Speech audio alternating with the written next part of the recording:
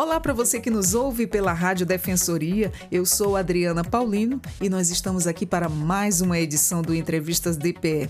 Hoje falando para você, conheça o encontro de professores e intérpretes de línguas indígenas de Roraima, hoje aqui no nosso Entrevistas DPE. Nessa edição do nosso podcast, nós recebemos a professora Ananda Machado, coordenadora do Laboratório de Estudo e Ensino de Línguas e Literaturas Indígenas, para falar sobre a 7ª edição do encontro, que busca abordar a importância da prevenção, valorização e revitalização das línguas indígenas. Seja muito bem-vinda, professora Ananda, ao Entrevistas DPE. Caimê Manauã, agradeço na língua waptiana. Que linda! Amei! Professora, para nosso começo de conversa, quando o encontro de professores e intérpretes de línguas indígenas de Roraima, a ELIPIR, EPILIR, foi criado e como evoluiu aí ao longo dos anos? Em 2018, a Organização dos Professores Indígenas de Roraima nos convidou para fazer uma roda de conversa numa das assembleias estaduais. E uma das demandas foi essa, a gente organizar um evento para discutir como que está a situação do professor indígena, de língua indígena, como que está o processo de formação, de contratação dos intérpretes de línguas indígenas. Então, em 2018, nós fizemos o primeiro. E foi um sucesso. Lotou. E de lá nós tiramos várias comissões para pensar uma licenciatura em línguas indígenas, para pensar mesmo um curso de formação para os intérpretes. Enfim, para continuar a cooficialização de línguas, e como também implementar ações, por exemplo, no Bonfim, que já tem Macuxi e Wapixana cooficializados, no Cantá também. E aí conseguimos, por exemplo, tem coisa que lá a gente tentou e que só foi conseguir agora, ano passado, por exemplo, que no Uriamutã oficializaram, Macuxi, Ingaricó, Patamona. Então é uma alegria para a gente poder ter esse evento, que é uma maneira da gente estar se encontrando e dando continuidade, compartilhando o que a gente tem de conquista, chorando mágoas também, pensando como que a gente vai enfrentar os problemas, como que a gente vai continuar lutando. Porque não é fácil essa questão de conseguir preservar as línguas indígenas quando o português, continua ganhando mais e mais espaço nas comunidades. Exatamente, é a questão da preservação da cultura indígena, E a comunicação, isso é uma coisa tão importante, é aquela coisa nata deles, veio de nascença ali, é uma cultura, e a gente não deve deixar isso morrer. Eu falo sempre para eles, que cada cultura, cada língua é um mundo, traz uma lógica, E tem indígenas hoje que estão discutindo essa questão, falando de língua-espírito, no sentido de que essa língua tem essa conexão com a ancestralidade, Outros falam que, pelas línguas indígenas, eles são capazes de conversar com a natureza, com as plantas, com os animais, É tão interessante. E quando a gente vai conhecendo esses mundos, que eu sou muito grata por ter essa oportunidade, a gente vai percebendo que, de fato, as músicas, as danças, o corpo da pessoa vira o corpo de uma ave, por exemplo, Muito fortemente você vê, por exemplo, numa dança onde aparece falam das palmeiras, do buriti, por exemplo, do najá, e aí está ali o najá também no corpo. Antigamente faziam chapéu, hoje em dia fazem aquelas saias de palha para dançar, enfim. É tudo muito, muito forte, E aí a gente, ao mesmo tempo, que conecta com toda essa força, com todas essas histórias, a gente percebe também que há problemas, Por exemplo, tem determinadas instituições que entram e discriminam, por exemplo, Proíbem a comunidade, por exemplo, de dançar, Diz que ficar com o corpo muito exposto é coisa do demônio. E aí a gente fica vendo isso acontecer e fica tentando apoiar, os professores de línguas, os mais velhos que guardam essa memória que né, continuam transmitindo por sua língua esses conhecimentos todos, né, e resistindo. Resistindo, porque quando você tem empatia, quando você é um ser humano que você não tem o preconceito, que simplesmente você vê o outro como todo mundo é igual, né? Você se dói em ver tantas situações aí que a gente vê o preconceito aí, gritante, olha, né? Aqui em Roraima, por exemplo, eu me sinto a outra, porque eu vim do Rio de Janeiro, né? Então, esse território aqui, se a gente prestar atenção no nome dos rios, dos lugares, das serras, a gente que é outro, né? Exatamente. Nós estamos no habitat natural deles e nós temos que respeitar. Território, E quem vem pensar, não deixar nunca morrer essa cultura.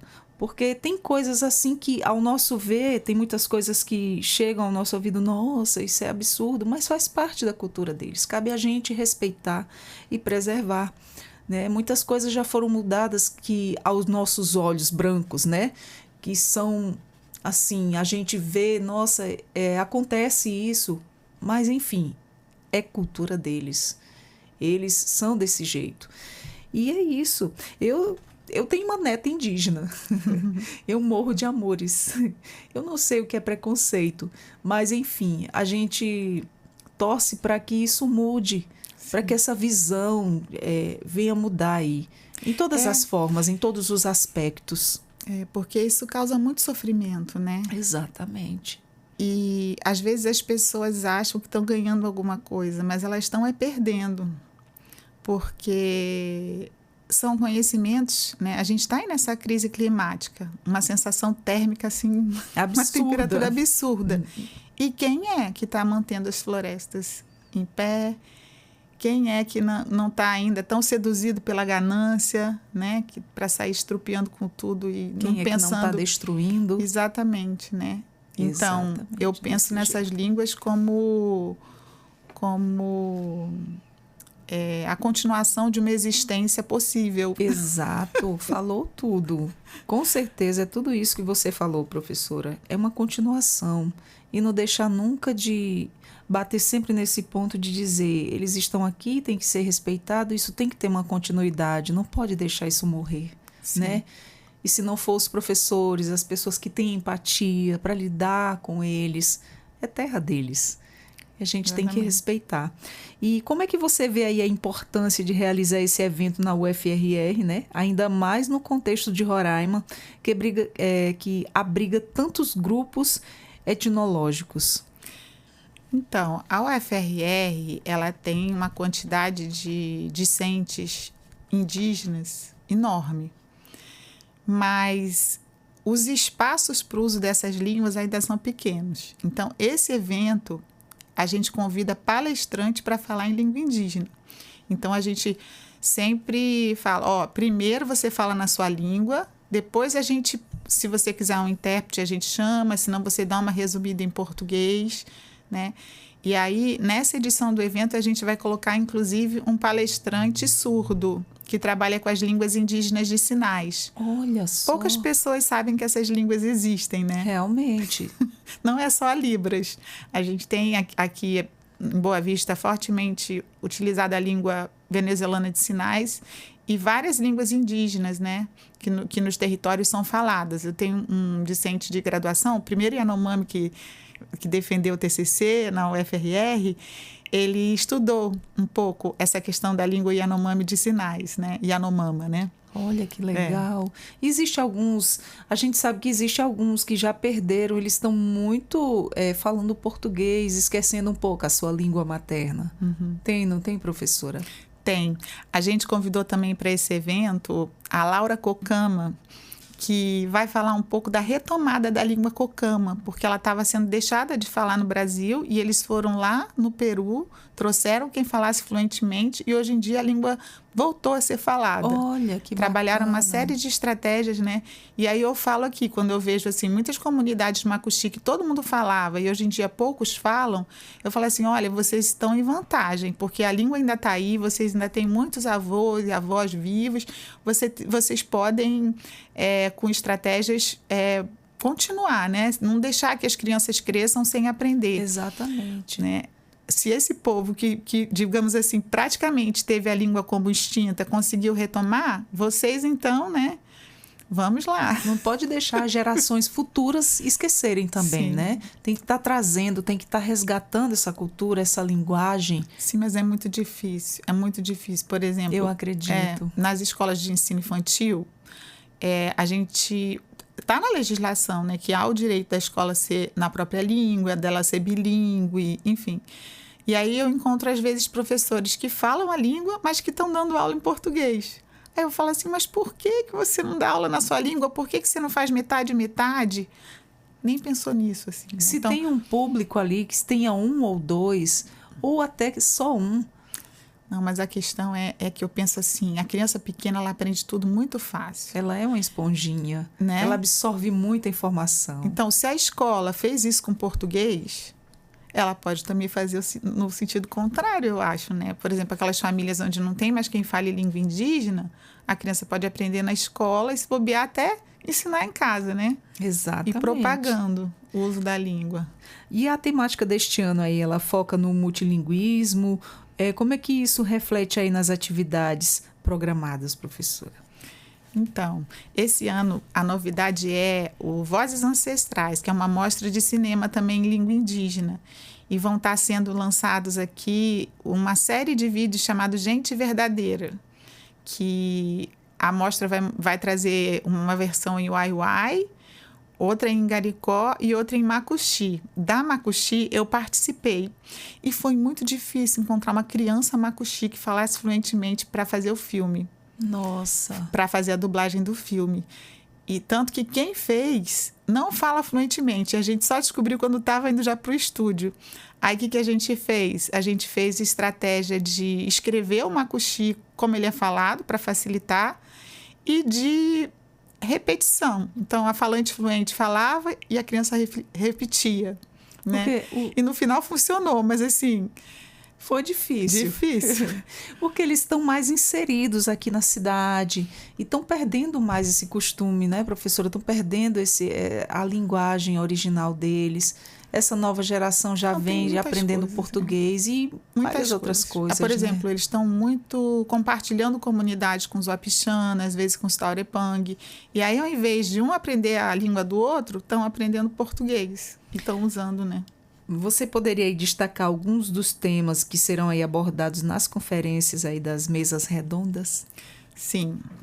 A primeira vai falar sobre o trabalho do intérprete, né? Sobre os desafios enfrentados, as perspectivas.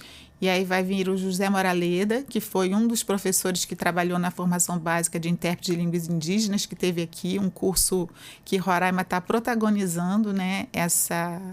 Esse tipo de formação, e a Amélia Wapixana, que também já teve experiência como intérprete na área da justiça e tal. E, enfim, a primeira vai ser essa. A segunda vai ser para falar sobre a Década Internacional das Línguas Indígenas e o Inventário Nacional da Diversidade Linguística, que daí vai ter essa liderança Cocama, né? Que é uma jovem liderança que faz esse trabalho lindo lá de retomada da língua Cocama, e o Genivaldo Yanomami, que é esse que se graduou, o primeiro Yanomami a se graduar, e também participou do Inventário das Línguas, que foi realizado pelo Instituto Patrimônio Histórico e Artístico Nacional, em parceria com o Instituto Socioambiental, e ele foi um dos pesquisadores. Então, ele vai estar mostrando um pouco como se deu esse mapeamento das línguas Yanomami, como está a vitalidade dessas línguas. E aí ele gosta sempre de falar que tem línguas que é possível a intercompreensão, outras não é, enfim. E aí, na sequência, teremos uma mesa com uma influencer, Wapixana, né? A Mary Wapixana vai estar. Ah, que legal! Eu acho que eu já vi. E a gente convidou a mãe dela, que é professora de Macuxi, o pai dela, que é professor de Wapixana, a avó, que é uma, digamos assim, se a gente pudesse chamar uma biblioteca viva, ela conhece não sei quantos parixara, tucuí, ela é incrível. Que legal, uma historiadora, né? E aí essa mesa é quase que uma roda de conversa. Como que a gente pode se apropriar dessa ideia de influencer, né, com muitos seguidores, para propagar o uso das línguas? Né? Dá mais um chamativo, né, para esses jovens de hoje, Mesmo indígenas, não indígenas. Sim. É um público-alvo voltado para isso hoje, tá? É muito grande mesmo. E aí para fechar, a gente tem também uma mesa falando das artes e línguas indígenas, onde alguns artistas, né, como o Doni Carapiá, o Vinícius Kennedy, o Elton Taurepang vão estar falando das suas artes e de como também esse trabalho das artes potencializa, né, fortalece o uso das línguas e faz os indígenas se sentirem valorizados, exatamente, né? Fortalecidos nas suas identidades, exatamente. Né? E teremos ainda uma mesa aí, a palestra de encerramento, que eu acho que vai ser o nosso também grande, um momento muito especial, vai ser a Pajé Mariana, né? Que trabalha lá no Surumú, da comunidade Barro, que tem esses conhecimentos incríveis também. E ela tem umas histórias da origem das sementes, ela é incrível. Nossa, e aí a gente ficou muito feliz, que ela é super ocupada, né? Conseguiu vir também para terminar o evento assim de uma forma bem brilhante. De modo geral, vai ser resgatando culturas, resgatando línguas, né? E famílias inteiras envolvidas ali. Muito bacana. Olha, um agregando ali o conhecimento para o outro, sim, dividindo as experiências. É um momento único, né? Sim. Maravilhoso. Professora, qual é a importância de integrar aí as tecnologias digitais no ensino e também na preservação das línguas indígenas? Como será discutido no evento? Então, essa parte tem essa questão, né, da influencer que eu já falei, e a gente ia colocar uma mesa específica para isso, mas acabou que ficou para os minicursos. Então, a gente vai ter um minicurso que vai trabalhar a questão de dicionário Makuxi multimídia e outro que vai trabalhar o dicionário Wapchana multimídia, né? E tem também essa questão desses filmes, né, que a gente tem percebido como isso ajuda a chamar o interesse, a divulgar. Durante a pandemia, a gente fez alguns vídeos em mais ou menos umas 7 línguas diferentes, e a ideia era justamente que quem falasse uma língua indígena pudesse entender o que estava acontecendo no mundo, né? E se proteger. Só que daí fez um efeito também o contrário, alguns viralizaram, porque as pessoas falavam assim, nossa, tem todas essas línguas aqui. Muitas pessoas não conhecem, né? Não tem nem ideia os tipos de línguas, as etnias, enfim. É uma infinidade de coisas que até a gente mesmo convivendo aqui pertinho com eles, na terra deles, a gente desconhece muito.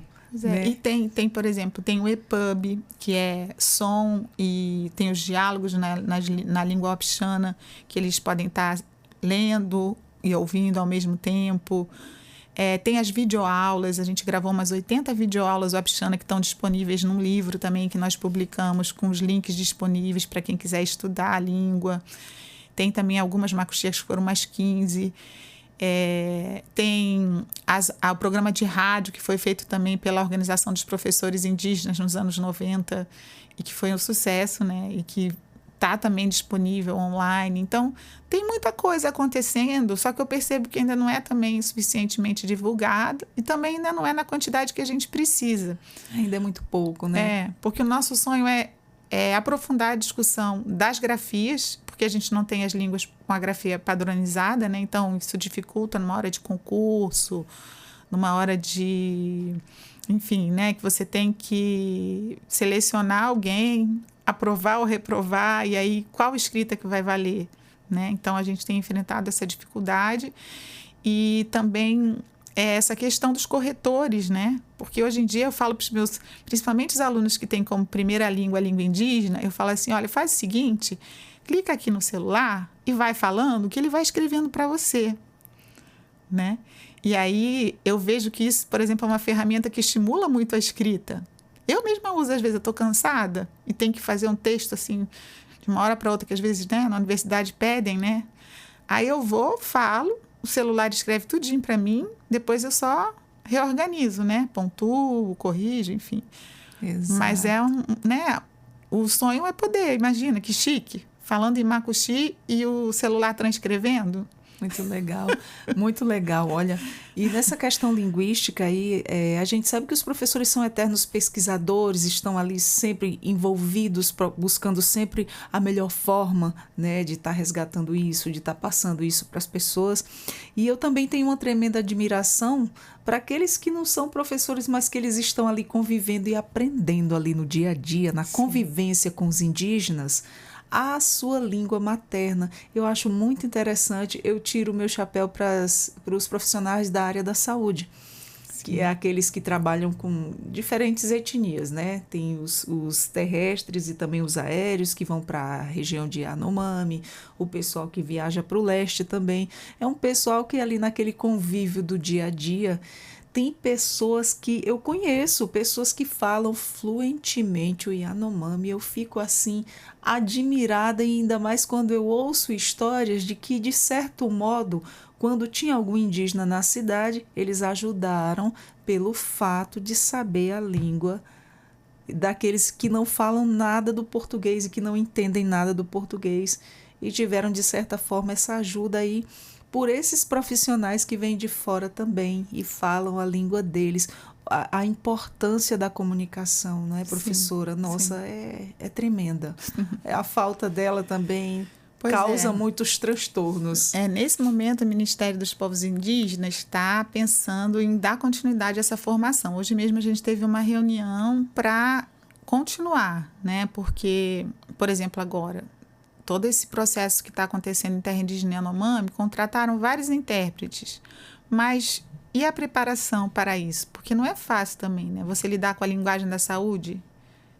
Tem coisa que os médicos estão conversando que eu fico ali, né? Então, precisa de uma formação, né, de ambos os lados, tanto da parte médica, de entender minimamente que é uma outra cultura, né, que na verdade são outras culturas. Terra indígena Yanomami tem várias línguas, várias culturas, né? Exatamente. E ao contrário também de entender o que é uma bula. Exato. Né? O que é essas doenças todas que se falam, as partes do corpo. Às vezes a gente acha que uma língua nomeia o corpo, que nem a gente nomeia, às vezes não é. É diferente. Né? Pois é. Então, como fazer? Aí, às vezes, tem que criar neologismo. Exatamente. Porque, assim, uma coisa que eu achei muito interessante numa dessas nossas conversas que passa por aqui, pelo Entrevistas DPE, é que a gente acaba que absorvendo muitas informações, acaba aprendendo coisas que a gente nunca tinha ouvido falar. E uma das coisas muito importantes que eu achei foi uma vez veio um rapaz do bombeiro aqui falar do curso preparatório de capacitação que eles estão tendo para lidar com as diferenças. Porque ser diferente é normal. Nós temos que respeitar e saber aprender a lidar.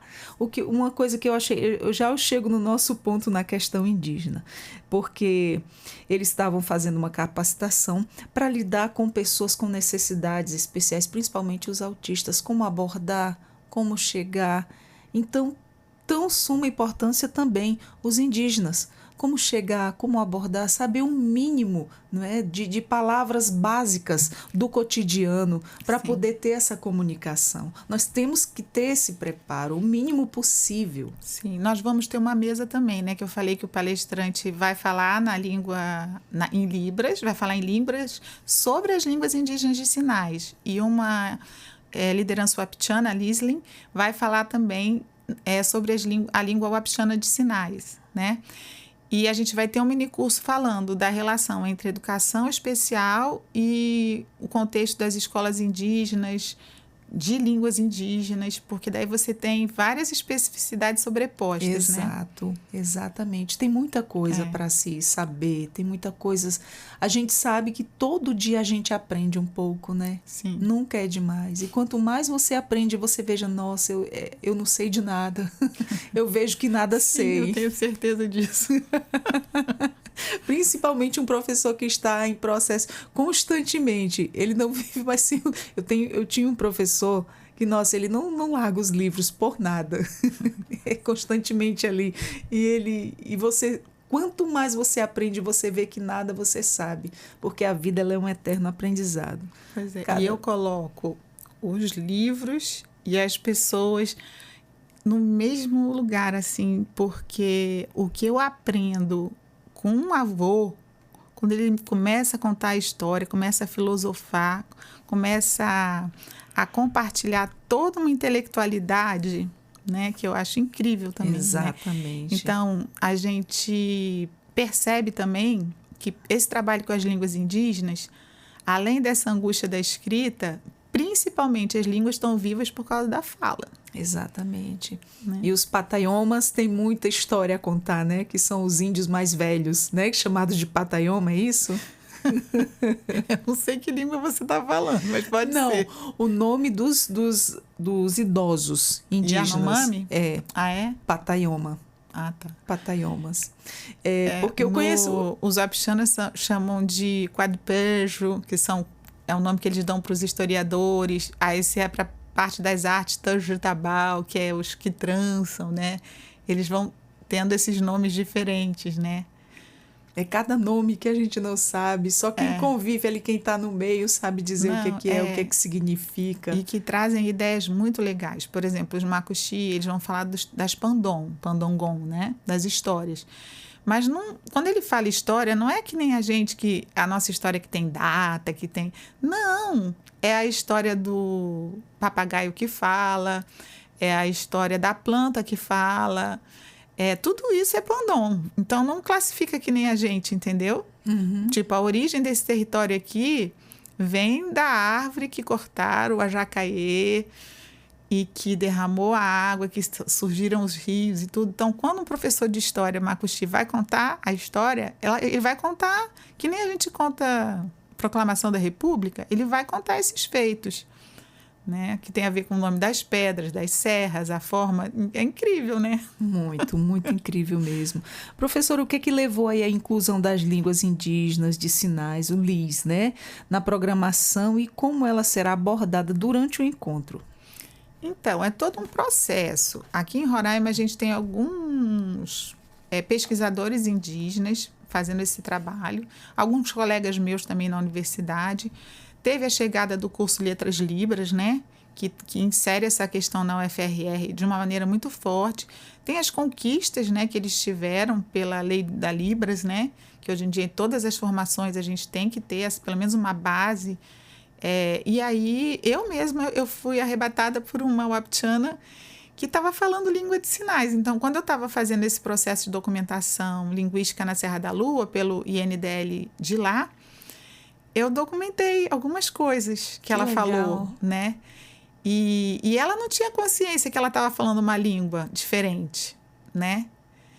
E ainda há pouco conhecimento de que a gente precisa também considerar essas línguas, não só ensinar Libras para os indígenas, né? Porque senão fica o mesmo processo de que eu vou ensinar o português na escola, não vou ensinar a língua, né, indígena.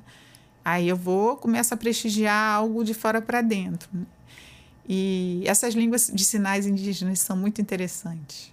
Eu imagino. Eu tinha curiosidade de ver como é que funcionava. A língua já é bem diferente, é bem peculiar.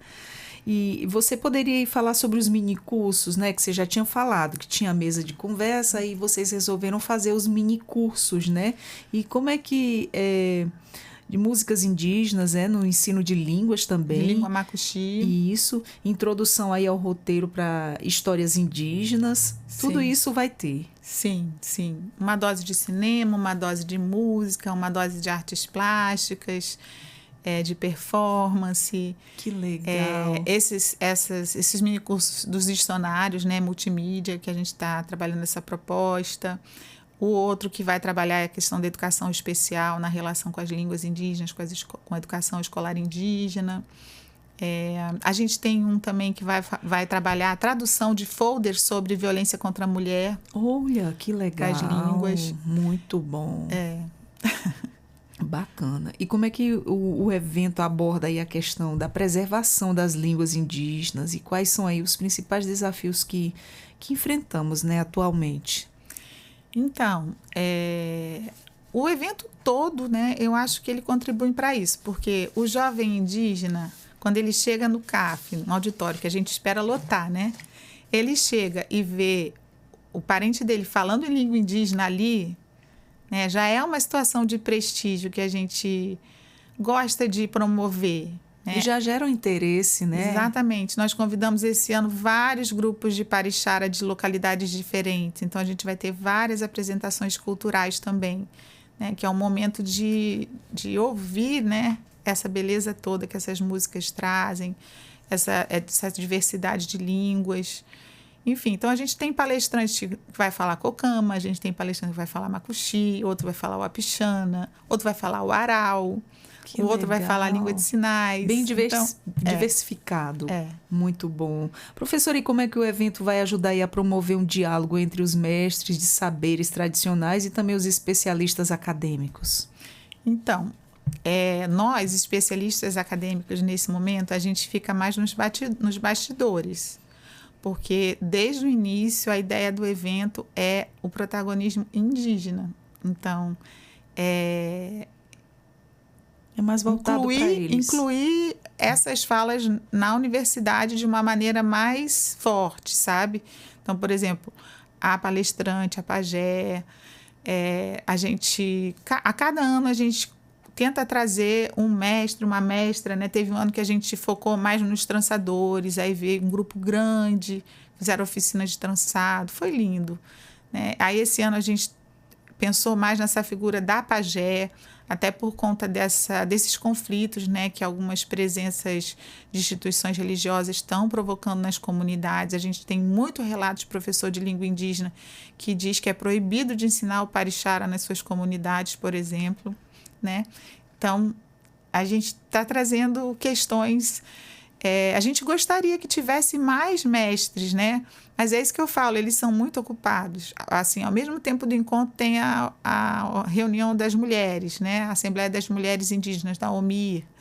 E tem 1000 coisas acontecendo. Então, é uma disputa, na verdade, também, né? Bacana. E você pode aí nos falar mais sobre a participação da coordenação das organizações indígenas da Amazônia Brasileira, né? A COIAB, nesse evento? Então, a COIAB, como é um evento muito localizado, ela ainda não veio, né? Na mesa de abertura, a gente sempre tem a presença do Conselho Indígena de Roraima, da organização, né, que criou esse evento, na verdade, que é a Organização dos Professores Indígenas de Roraima. A OMI sempre vem também, a PITSM, que é uma organização indígena que está parceira da gente agora que a gente aprovou um projeto na Amazônia Mais 10, que vai trabalhar com a terra indígena São Marcos. A Rutucara sempre é convidada, a SEDUME também, que é uma organização iacuana, enfim.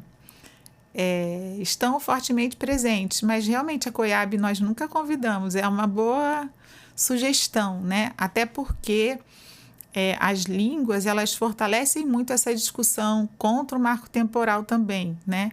Porque você vê ali, o nome daquele lugar é naquela língua. Como assim tinha que estar lá em 1988, né? Exato. E de que maneira aí a EPILI apoia a revitalização de línguas indígenas que correm risco de extinção? Por exemplo, vou dar um exemplo. A gente tinha uma comissão que saiu em 2018. Às vezes as coisas demoram para acontecer.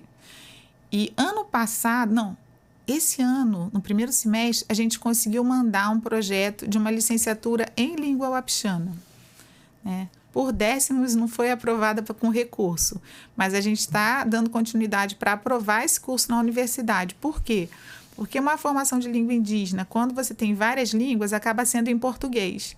E a gente percebe que o curso precisa ser bilíngue para o professor ter essa vivência e poder reproduzir isso na sua sala. Claro. Né? Pois é. E quais são aí os principais objetivos e os resultados que é o 7º encontro já, né, de professores e intérpretes de línguas indígenas espera alcançar?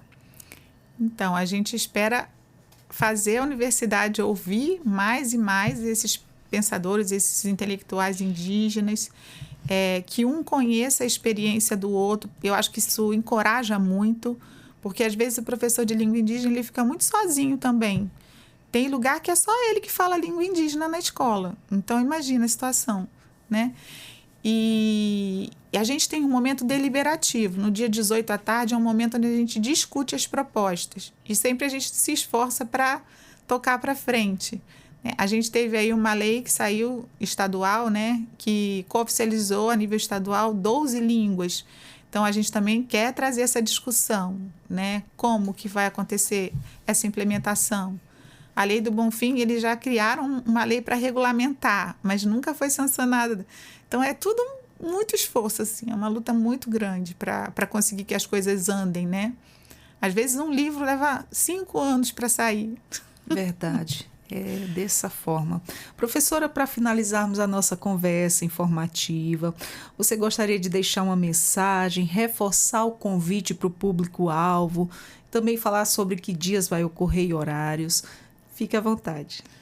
Então, estão todos e todas convidados, principalmente quem fala uma língua indígena, venha conversar na sua língua, e todos os interessados, porque essa é uma mobilização que precisa de cada um de nós para apoiar, para prestigiar, para lotar o Centro Amazônico de Fronteiras. Nós estaremos lá nos dias 16, 17 e 18 de outubro pela manhã e nesse último dia também pela parte da tarde, das 8 às 12, depois das 14 às 18. Nos dias 16 e 17, 14 e 18, serão os minicursos que vão acontecer lá no Colégio de Aplicação. E nos dias 16 e 17 à noite, das 18 às 20, a gente tem a mostra Vozes Ancestrais, que é a mostra de cinema, né? Que vai ser ali no Cinema do CAF. Então, estão todos convidados. Hoje é o último dia de inscrição. Então, se você buscar na internet 7º Encontro de Professores e Intérpretes de Línguas Indígenas, você vai achar esse link ou na página da UFRR ou no próprio site do evento e faça a sua inscrição, porque hoje à meia-noite a gente vai fechar o formulário, que é para a gente imprimir as listas de frequência. Olha aí, não deixe de participar. Já está dado o recado aí pela professora Ananda. Você é o convidado para participar. E, professora, muito obrigado pela sua vinda aqui no Entrevistas DPE. Estamos sempre de portas abertas para mais novidades, para mais informação, que é o que a gente gosta de passar, é informação, né? Que a gente precisa. E, bom, nós convidamos a professora Ananda Machado, ela é coordenadora do Laboratório de Estudos de Ensino de Línguas e Literaturas Indígenas. Nós falamos hoje sobre o encontro de professores e intérprete de línguas indígenas de Roraima, aqui no Entrevistas DPE. Para acessar os nossos conteúdos e ficar por dentro de tudo, um dos assuntos será muito relevante para a sua vida e venha a agregar muito. Todos os assuntos têm sua suma importância, muito informativos e de autoconhecimento para a sua vida. Você pode estar acessando a Rádio Defensoria aqui no Entrevistas DPE. Acessa também os nossos conteúdos no YouTube, Spotify e Deezer. E eu sou a Adriana Paulino, eu vou ficando por aqui com mais um Entrevistas DPE e até a próxima. Tchau, tchau.